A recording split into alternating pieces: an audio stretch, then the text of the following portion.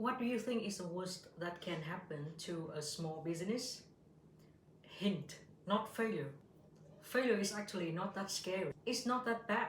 I think traditional education and the media try to make failure look so terrible that most people try to avoid failure and even try to avoid talking about it. But personally, I wish I had failed more at school so that I myself and my family would have been more okay with me trying and failing.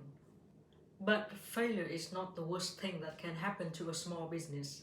And here I'm not talking about tech startup that receive a lot of money or big corporate, because I have never worked for a tech startup or a corporate, and I don't think they will ever even let my CV pass. So I have no saying about them. But I'm talking about normal people like you, like me, who want to work on our own and hoping to generate some income from our tiny little business. Hey, hey.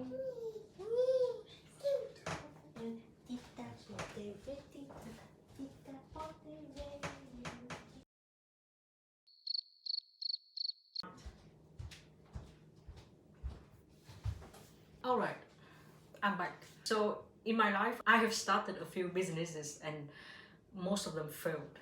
But stay with me. That's exactly why you should be here listening to me, because not everyone succeeds. And here I am talking about worst case scenario in a small business, which most people try to avoid talking about. I don't know why. It's called risk management, but we will not use such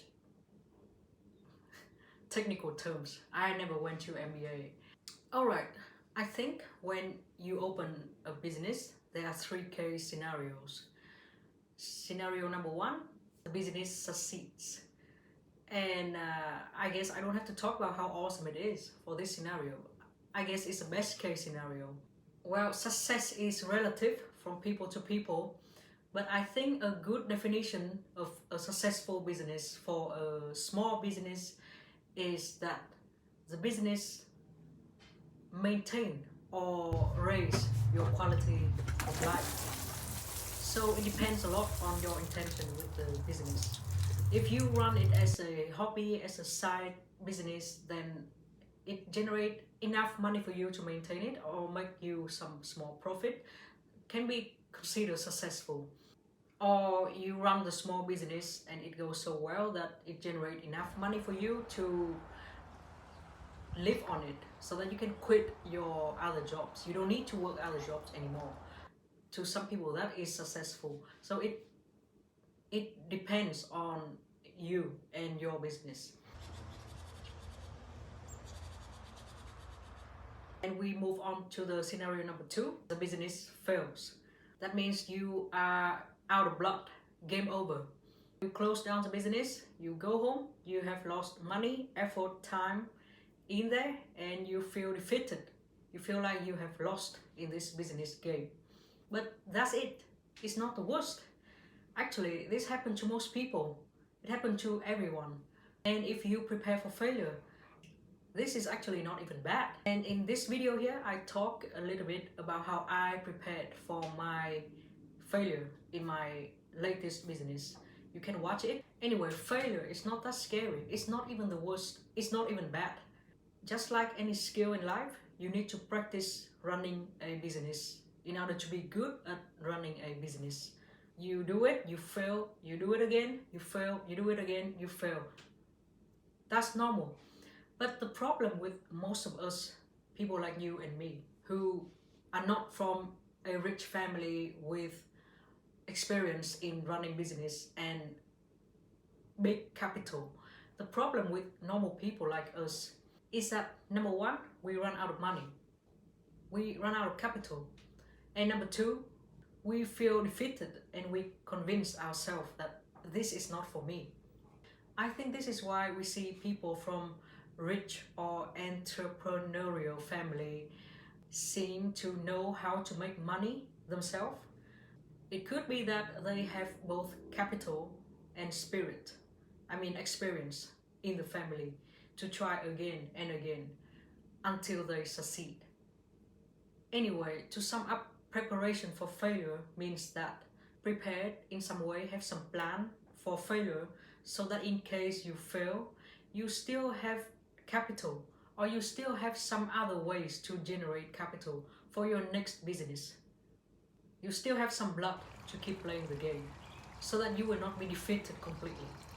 Alright, and that brings us to scenario number 3, the worst that can happen to a small business. That is when your business is not good enough to succeed and not bad enough to fail.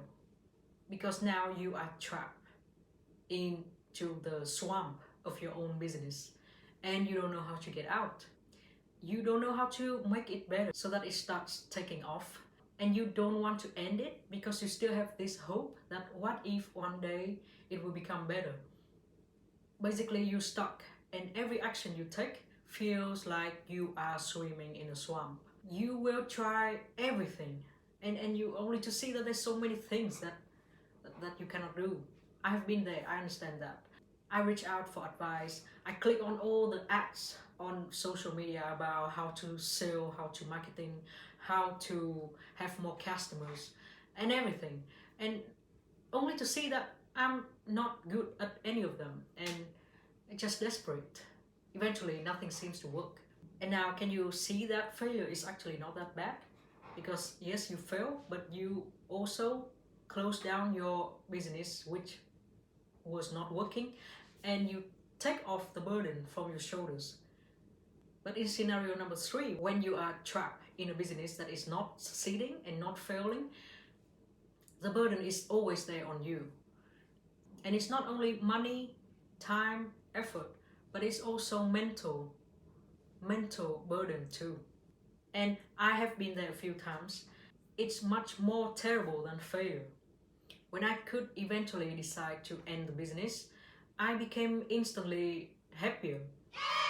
Even though I know that I'm losing my time, my money, my effort into the business. But it felt so happy to close it down, because you have to get rid of things that doesn't work so that you can start doing things that work.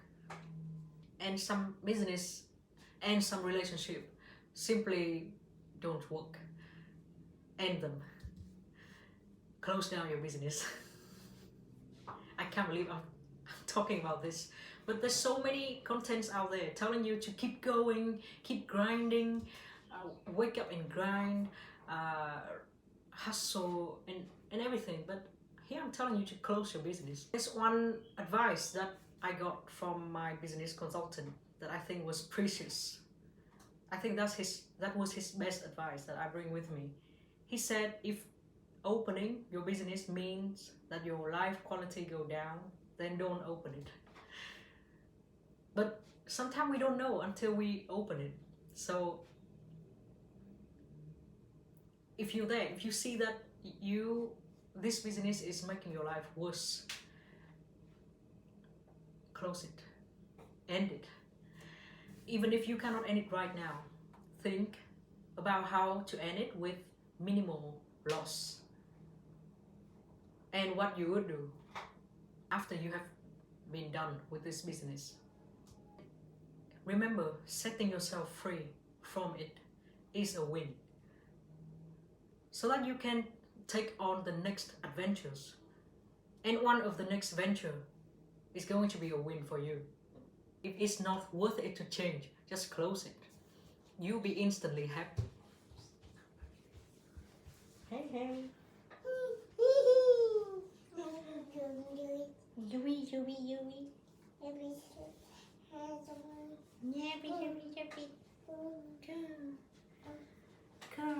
Okay, I think I'm done. I want to make it short. Yeah.